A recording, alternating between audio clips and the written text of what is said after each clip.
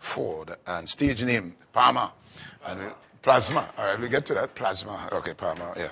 All right, so, and you tell us why he's named Plasma, and we'll get to that in a minute. But, you know, yesterday I was privileged to spoken word, a young lady, and was very, very, and I was impacted by her skills and her talent.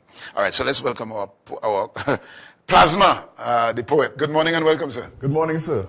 All right. Pleasure to be here this morning. All right, tell me how you managed to have gotten the name Plasma. A story. All right. I bought, in 2010, right?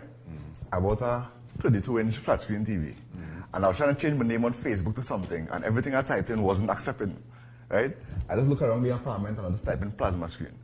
And that is the one that accepted. The next day in Scarborough, my partner saw me and was like, Plasma.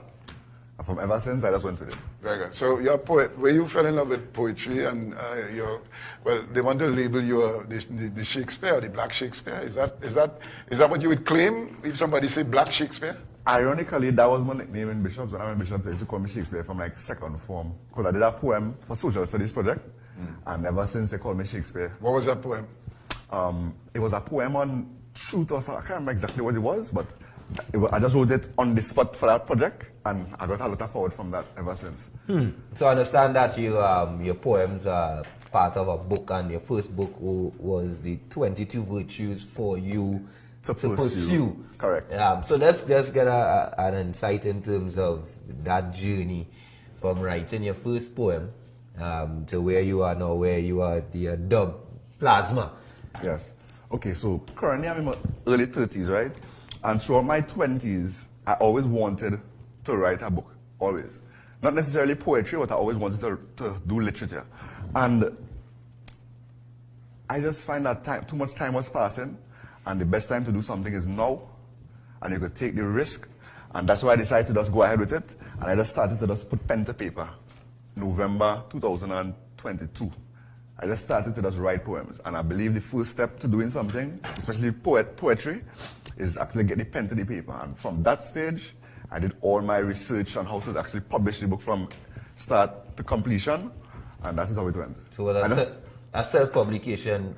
It was, yes. I published it on Amazon. But I'm seeing here that you live by the code TRAP. Yes. T-R-A-P, take risks and prosper. Yes. Just elaborate. All right. Sometimes we're so fearful to do things. We're thinking about what people may say about it, if it will be received well by people.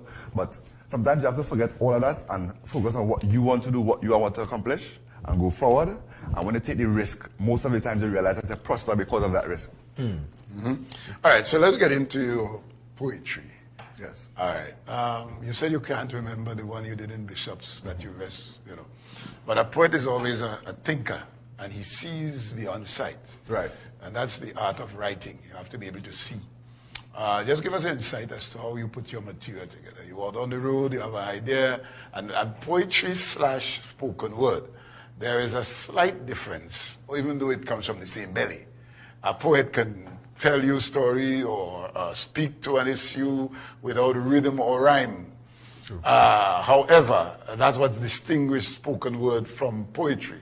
I want you to tell me, of course you are in it, you're a practitioner, the difference and which area you're most strong. Are you, or which of the two do you prefer? Spoken word or poetry, hardcore? I am a heavy rhymer in my literature. I believe in rhyming, and I also believe in multisyllabic rhyming. So I wouldn't just rhyme like at, bat, cat, lat, rat.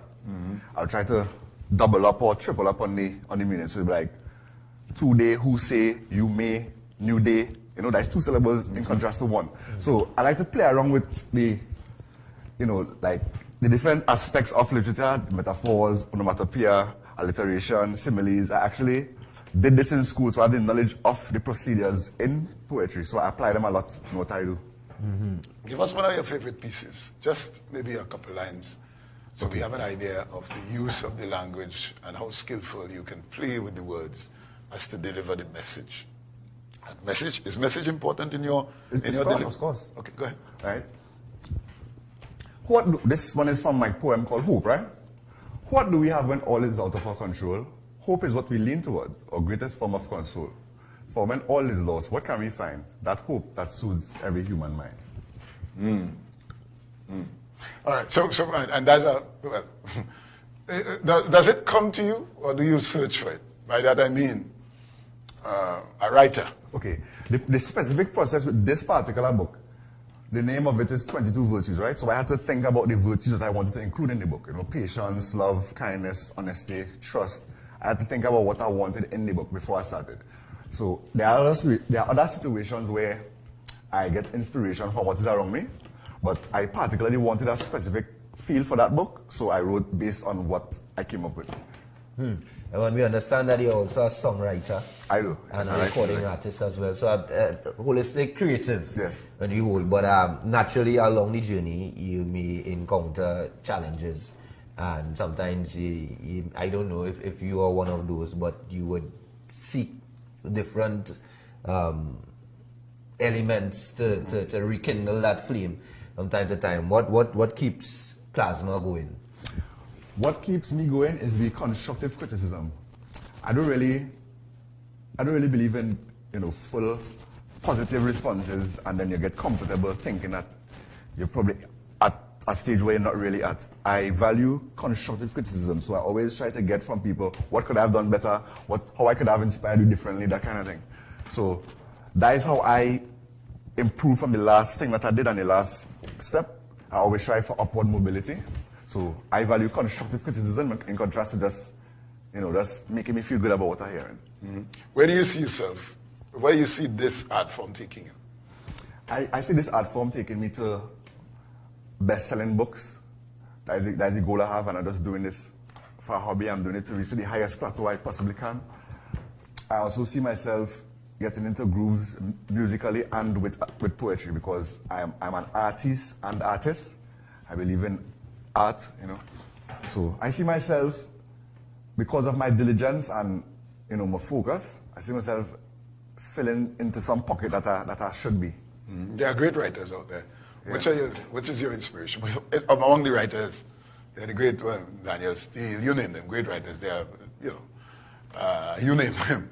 If you were labeled Shakespeare, then clearly you were considered to be one of the best. My number one internationally would be William Shakespeare, of course, and locally, Frank M. Porter.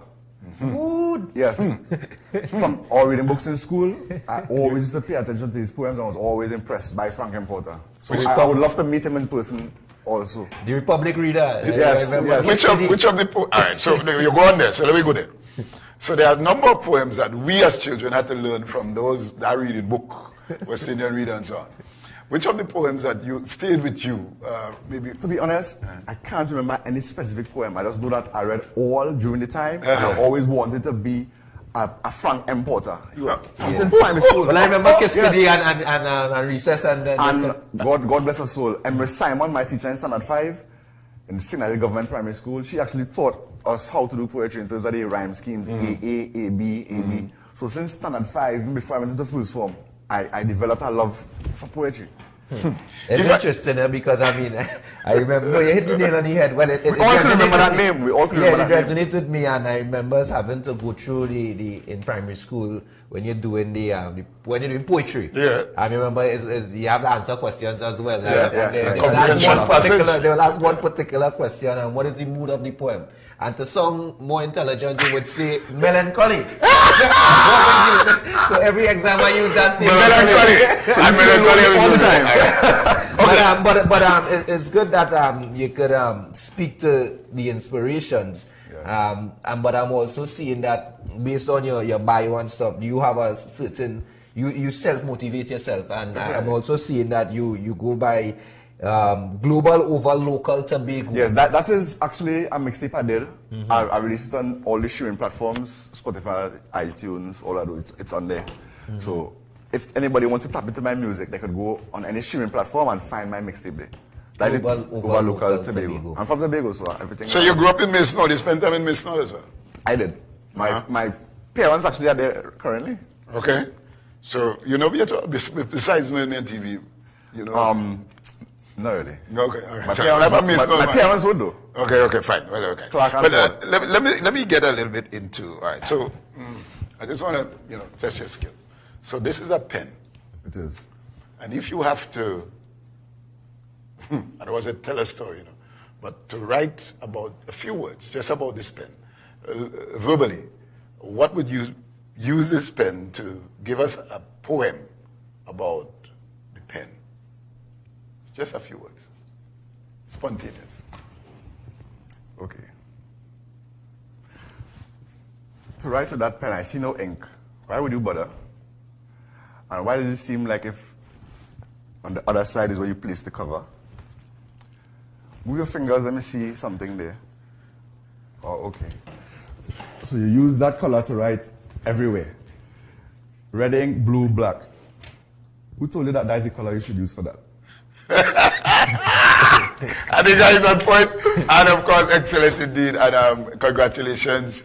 And continue. And of course, we'll see your book on Amazon and we'll follow you. Yes, I have it in Educators as well, Uptown Scarborough, Educators Bookstore. I'm But in Trinidad. just to be clear, the book is what it includes poems and stories, or No, poems. That is my poetry book. Okay. 22 virtues for you to pursue. 22 poems in that book. Okay. I'm working on another book as well for this year and another mixtape, so just stay tuned for those. all right. Very How can good. persons get in contact with you and your social media platforms and that kind of stuff? All right. My social media on TikTok. I'm on TikTok, Instagram, Twitter, Facebook. You search for Plasma the Poet, Plasma the Poet, right? 868. Okay, and you will see me on all the social media, the major social media handles. My email is plasmathepoet, right, at gmail.com. And for bookings, also inquiries, you can get me at 378-2887. All right. And of course, TRAP, meaning take risk and prosper. I like your story. I love it. Indeed. And congratulations, sir, and all the you very best much, to you.